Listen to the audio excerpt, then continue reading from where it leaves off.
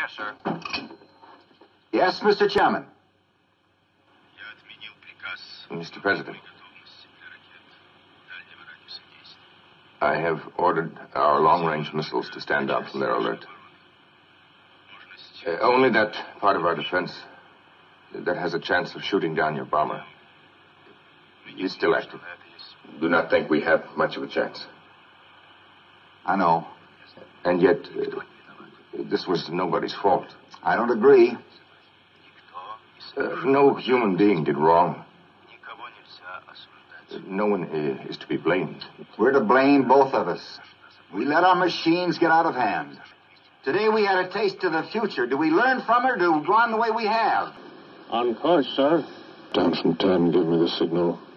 9, 8, 7, 6, 5, 4, 3, 2, 1, mark. What do we do, Mr. Chairman? What do we say to the dead? The sky is very bright. All lit up.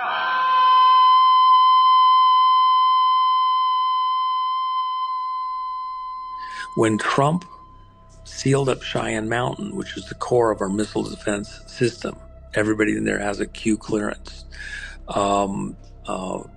They locked all of those systems in a continuity of government operation to the NORAD side of continuity in government, which goes back to 54 and the beginning of the nuclear age, versus SES, which happened under Carter with the Inspector Generals and the SES 78 and 79, those two executive orders that hijacked control of the country. Think about that under the auspices of continuity in government. 9/11 happened, Paradise and Palisades fires, Maui, and 100 other fires that you haven't heard the name of, where very advanced military weapons were used. So now our country and the world face much greater risks than it did ever before because of missiles, because of nuclear, because of weapons of warfare that I can't even talk about. This is what I know for sure from people who are legitimate in these programs and are still current in them, okay? That we're about to make a 500-year technological leap in less than 20 years. 2 weeks ago, they saw weapons that nobody ever heard of. They weren't able to fire one shot at us. They said, what happened? Everything was discombobulated. They said, we've got them in our sights. Press the trigger, and nothing happened. When belief reaches a critical mass, it becomes reality. And that is what we are going through right now, is people waking up to the idea that this is true, this is real. No anti-aircraft missiles went up. There was one that went up about 30 feet and crashed down right next to the people that sent it. They said, what the hell is going on? Those defensive systems were made by Russia and by China. So they're going to go back to the drawing boards, I guess. They have quantum computers, but the things that they're utilizing are so large. Think about the UNIVAC back in 1953 that took up 2 stories of a skyscraper. That's the idea of what they're utilizing right now. They haven't miniaturized this and gotten to the point where it's commercialized and they can implement it. Well, guess what? We're there.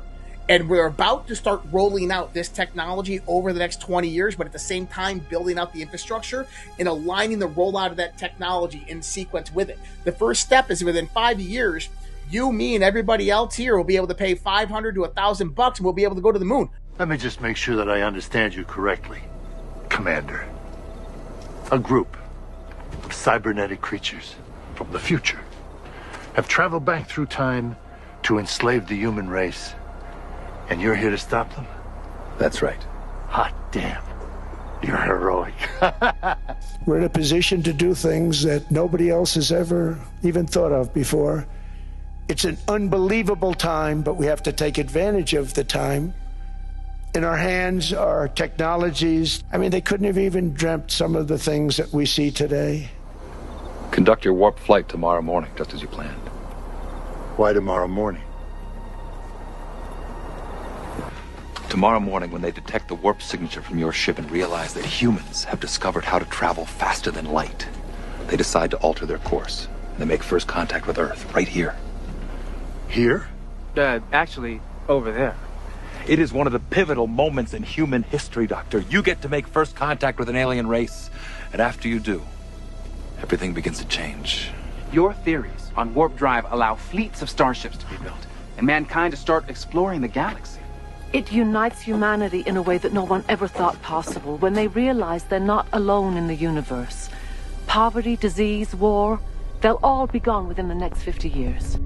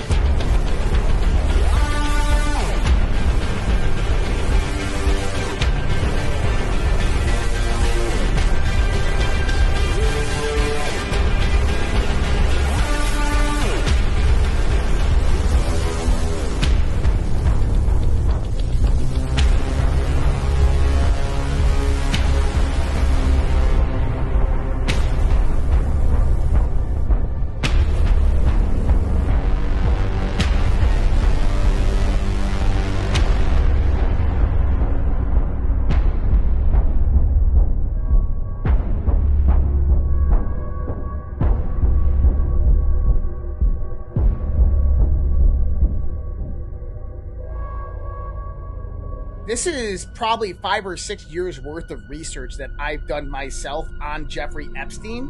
Epstein was involved in massive funding and financing of genetic data mining companies. This is the Southern Trust Company. This is the New Albany Company. This links to, if you guys have heard of a woman by the name of Regina Dugan, who was the head of DARPA. She was the head of Factory 8 over at Google. She's also the head right now of the Wellcome Leap Foundation. This is the Wellcome Years. You have 23andMe as a data honeypotting operation operated by Google and other various different organizations. And what were they doing? Is they were collecting genetic information pertaining to little children and feeding it into artificial intelligence. Well, what did Google just release recently? Alpha Genome, where you can go in there and input your DNA and designer humans. You can make yourself taller, give yourself a brand new longer PP if you want to. You can do anything you want. And here's the thing is, this work that they're doing and putting into that AI was laid down by people like Jeffrey Epstein. The reason being is because it was illegal.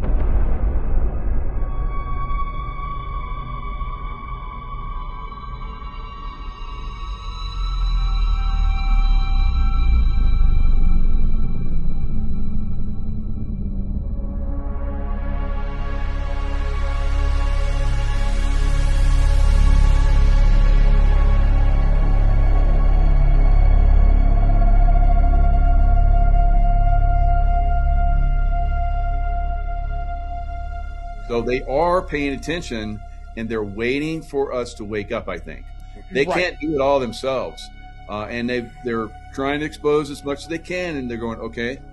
And that's the same thing with the Jeffrey Epstein files. The child trafficking, the, sex stuff, they've been doing that for thousands of years. It's not anything new to these people. And they'll use it against each other to keep everybody online, because that's not anything what Jeffrey Epstein was about. He was funding a lot of different things. The transhumanism. Yep. That's where we really need to be looking at right now, because this is a very, very massive threat to humanity right now. What's the occasion? Let's just say it's our anniversary. Is it? No, but let's just say that it is. Okay? Happy anniversary. An emanator.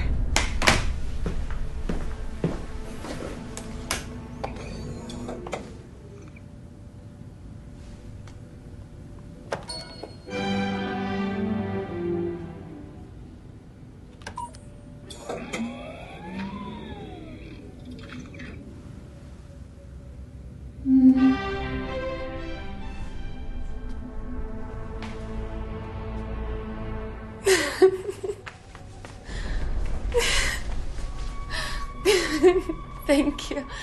Honey, you can go anywhere you want in the world now. Where do you want to go first?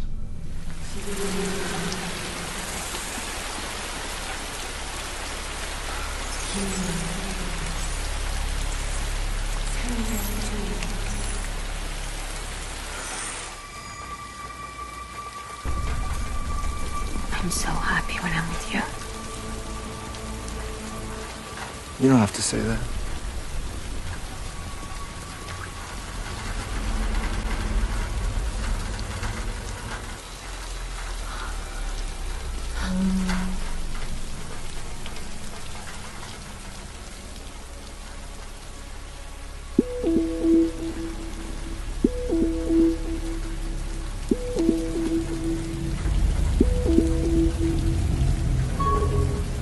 The dig's come through. We have a new lead. Get down here.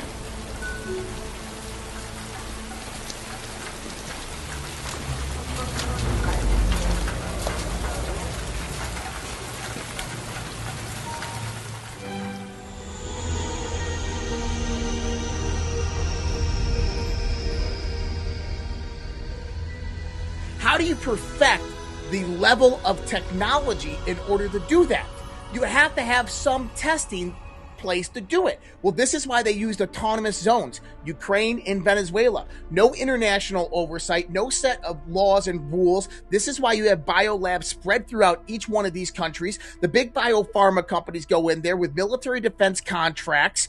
They go in there, they feed DNA information and AI into them. If they brought any of us guys in there that genetically modify us, there's some big problems because we have iterative DNA. Our DNA is highly oxidized over time and damaged. You can't go in there and modify our DNA to get precise results. But children's DNA is very, very purified. Where are the 8 million kids going? They're going into genetic experimentation in underground military complexes and most likely autonomous countries like Venezuela and Ukraine. This is what Russia was doing when they're going through the tunnels in Ukraine, is they were clearing out these biomedical experiments that were being done for hybridization, chimerization, genetic modification of human beings by utilizing the children. So Epstein was a procurer of children for genetic experimentation and manipulation. And this is the big secret, because here's the thing, is the DOD was directly involved.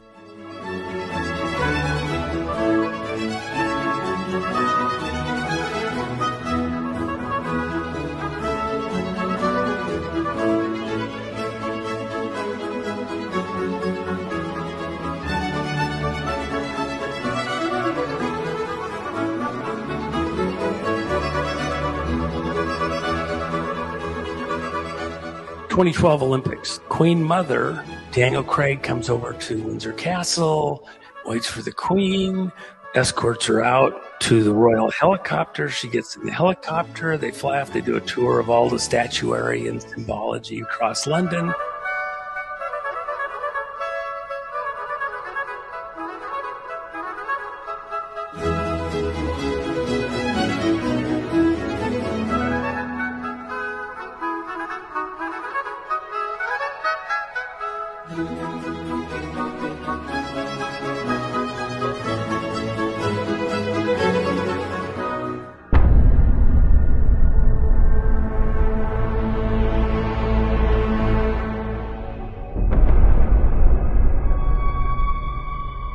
They laugh at us because we don't see they're cloaked, they're camouflaged, the reptilians walking amongst us.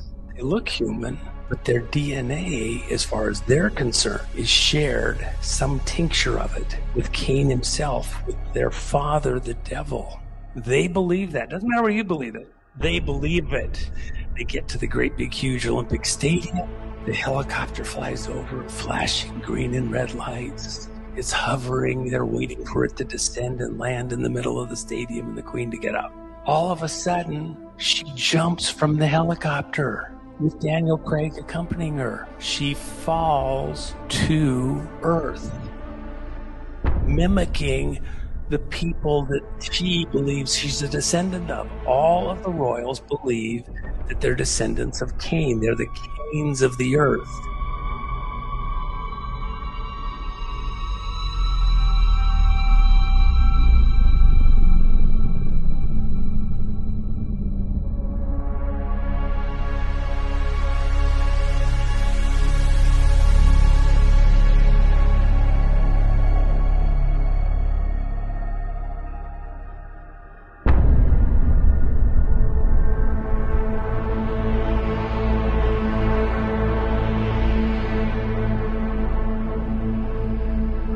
So now let me start to bring this, that have worked methodically over generations, over millennium, to get into positions of power. It's not different groups. They're the same families hidden. And they love the story of the phoenix, that about every 500 years takes and builds a pyre, a sacrificial altar, and then burns himself up in the sacrificial altar, completely consumed. Yet there's an egg that's left. And after the fire, born through the fire, the next phoenix arises. If you look at their symbology, you think it's an eagle. It's not. It's a phoenix. Because they keep reinventing themselves. Same families, different name. You think it's a different group? No, Romans, Babylonians, the guys at Jericho, whatever. They still are the same crowd. They believe that they're descendants all the way back to Cain. The city of Baal at the base of Mount Hermon had gateways or doorways you could come through, and they were archways. And so we know that because one of them was preserved. Baal was destroyed by the humans at some point in time. Specifically there in Baal, what were they practicing? Child sacrifice. If you brought a child to these aliens, they could sacrifice it. And by the way, within the scriptures, what do they do with the meat from the sacrifices brought to the temple for offerings? They eat it. The priests eat it. So it's a reasonable thing to assume, and there is writings that back this up, that apparently after the children were brought for a sacrifice, these Baal priests would eat the children. And so he challenges the priests of Baal, and he says, on their turf, they always like to be on the tops of the mountains. Frequency, there's some stuff there, but it's also because they were cast down out of heaven. Why do they want to be in the high places? When you go to cities and you look for demonic architecture of things that are going on, the demons like the highest place in the city. We battle not against flesh and blood, but against principalities and powers of darkness in high places. And there's physically high, which they like, but there's also politically high. There's also business high, science high. But it was on the top of the mountain. It was at the power point of the energy grid, if you will, or the demonic, where these guys had carefully put their altar at the top of the hill, and they're having people bring their children and sacrifice them to Baal, Moloch. In Israel? Yeah, they're totally mentally captured. Can you imagine how baked and twisted you would have to be as a society to allow that to happen? And then in a highly visible place where everybody can see what's going on, but the practice is still going on there in the land. This is still in the same region. Think of all the people who had sacrificed their own children. They were all up there, the priests of Baal who had received their children. They'd take it over and they would put it in these great brass arms of this Moloch Baal idol. And it had doors on the stomach that would open out, and the arms were on wires or cables. They'd place the child in these red-hot arms, and then it would roll into the belly of this Baal idol, Moloch, shaped like a bull. But then realize also when it was done, if they were practicing the way that the Israelites were doing with the temple and all that, with their sacrifices, the priests were eating the bodies of these children after they were sacrificed. That was the practice. So when we think about this, the people saw this great spectacle.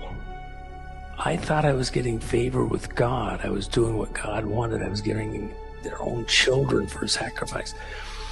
They were so upset that they turned on the priests of Baal and killed every one of them. Now, just, they walked over, they killed, no. There was a fight like you can't believe, I'm sure.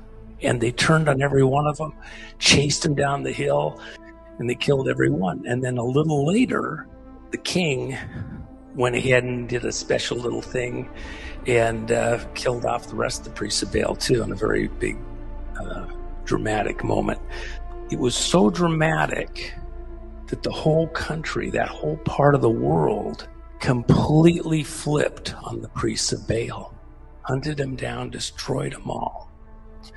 Imagine those priests of Baal. What were they like? What was our enemy like? So the whole land was corrupt. We're at that kind of a moment for us as a society.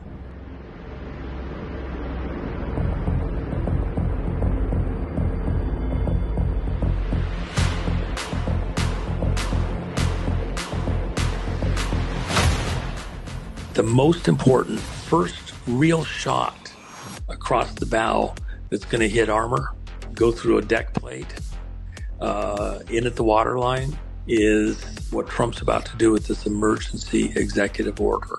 This is the one that hits them in really core places. If you get an honest election, they're toast. Огонь!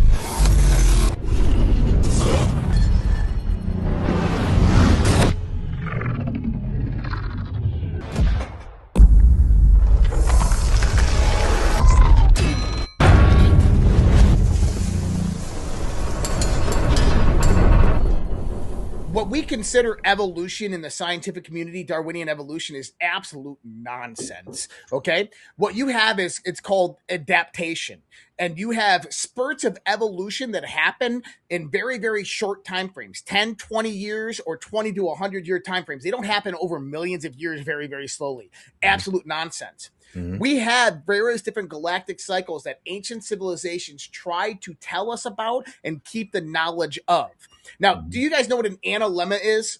If you watch the sun every day for 365 days from your kitchen window and you put a dot on your window at noon every day, the sun would actually make a figure 8 in the sky. That figure 8 is called an analemma. If you watch the moon over its 28 and a half day cycle, it forms a figure 8 really elongated across the sky. This is kind of a stationary perspective of rotational motion around each other.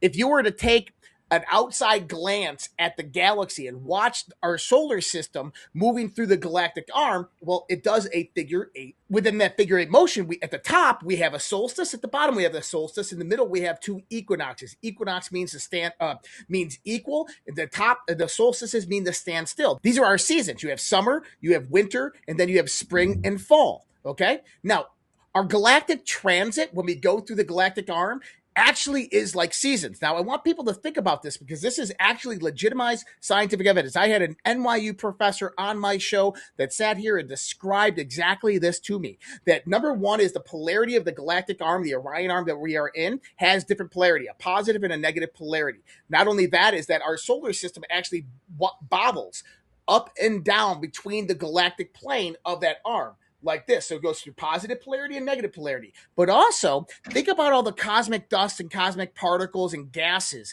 that are in there. They're going to be closer concentrated towards the center of that galactic arm. They're going to be more distributed on the outskirts, which means that when you're at winter, you're at a very low energy, very low density, negative ionization. When you come to the middle, you're in a very chaotic time period. When you're at the top, you're in a very positive, low density time frame. Well, we just made that transit back upward towards that positive polarity and towards those higher density areas. And typically what happens is this produces epigenetic control factors onto our body. You have increases in cosmic bombardment, cosmic radiation that increases into our solar system. This is why we're in a solar maximum of 144 years, a super solar maximum. And this is why the sun's energy is putting out massive amounts of solar flares to fend off from the cosmic bombardment. But when that cosmic bombardment comes in on the solar maximum, it changes the landscape of our planet. You actually have more clouds that come about. It starts to change the environment, but it also charges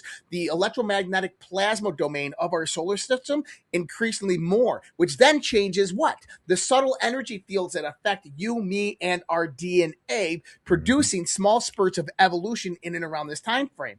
This is why we are in this chaotic revolutionary time period, because it is quite literally on the calendar. Evolution was built into the universe itself.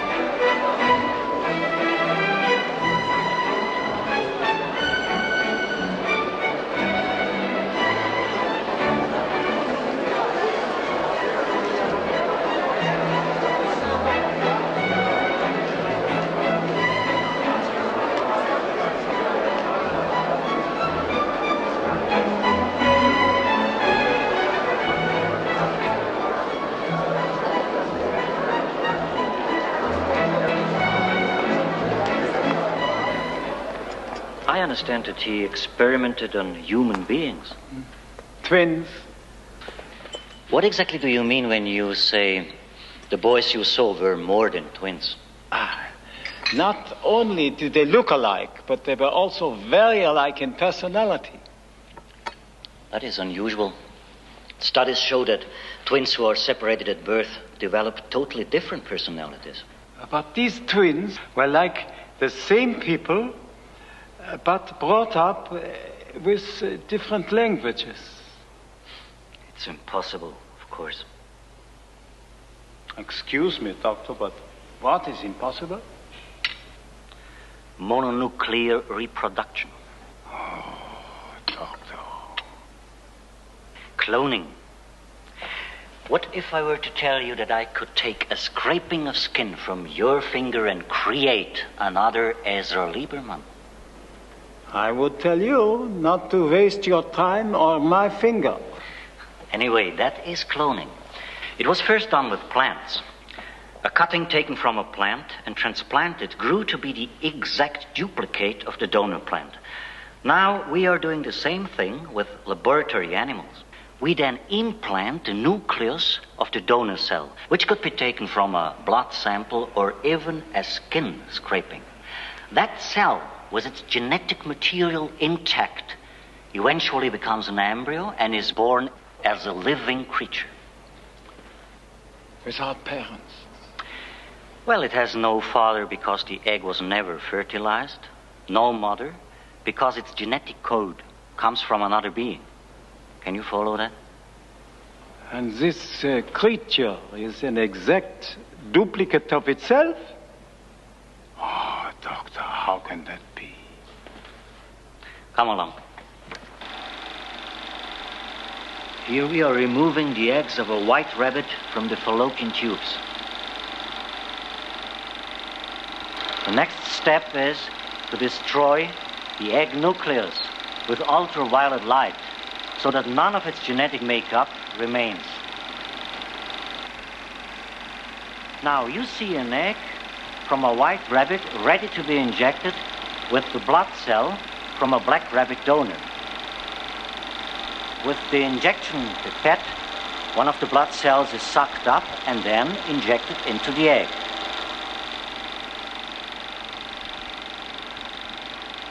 After a few hours, the eggs in culture divide and are ready to be put back into the female. And this can be done with humans? If the surgical technique were precise enough. It's monstrous, Doctor. Why? Wouldn't you want to live in a world full of Mozarts and Picassos? Of course, it's only a dream. Not only would you have to reproduce the genetic code of the donor, but the environmental background as well. Let's examine the family background of the donor. Father is 65 years old, a civil servant. Mother is 42, you said. She dotes on the child.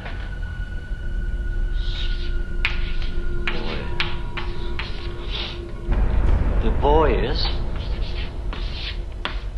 pale, dark hair, blue eyes, spoiled.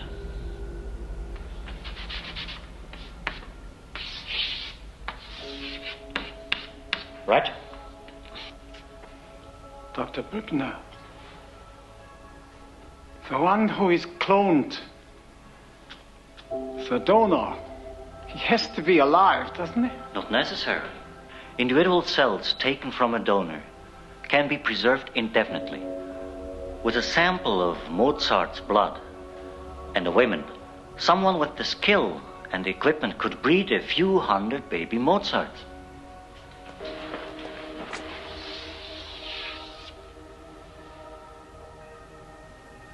My God, if it's really been done, what I'd give to see one of those boys.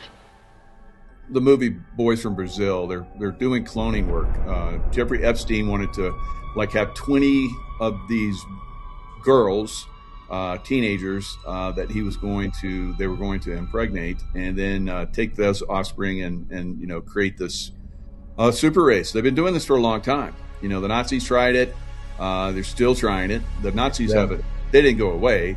They don't stop. They're like a machine. They've won so many times, when everything was like not going in their direction. And so they just keep coming. They keep coming.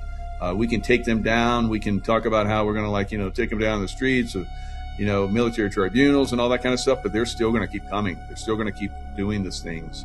It's insane when you look at it. And a lot of people, in other shows, they're like, we can't, people can't handle this. Yes, they can. Yes, they can. Because their consciousness is rising I can't believe how many people are comprehending the stuff that I'm putting out now. And I just keep, okay, they got it. Let's go to the next level. Let's do the next level. And like Josh is talking about, we have been talking about, we keep pushing the envelope hard and harder and harder. And people absorb it. They're like, give us more, give us more. I'm like, this bullshit about, they can't handle it is complete nonsense. There, gentlemen.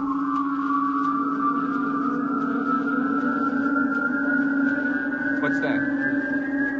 What's happening there?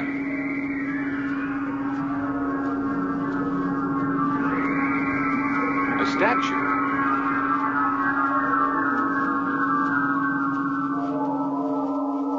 That's Altera. Simply a three-dimensional image, Commander. But it's alive. Because my daughter is alive in my brain from microsecond to microsecond while I manipulate.